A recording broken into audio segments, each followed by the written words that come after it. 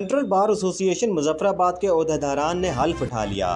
تقریب حلف برداری مقامی ہوٹل میں منعقد ہوئی۔ وزیر اعظم آزاد جموں و کشمیر چودھری انوار الحق نے 9 منتخب سینٹرل بار ایسوسی ایشن مظفرآباد کے عہدیداران سے حلف لیا۔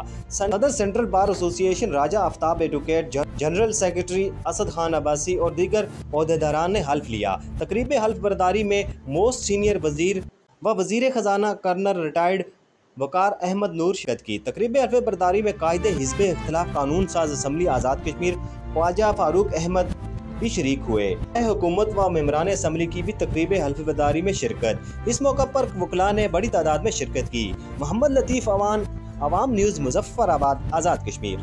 العالمین کو حاضر و ناظر جان کر اقرار کرتا ہوں کہ میں مرکزی انجمن وکلاء کے آئین و دیگر مرتبہ قواعد کی پابندی کروں گا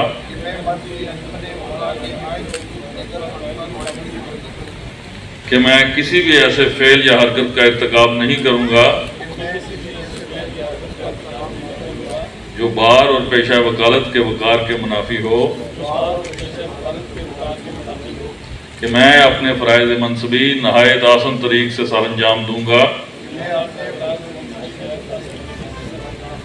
اللہ میرا حامی و ناصر ہو۔ آپ تمام احباب کو دلی مبارکباد۔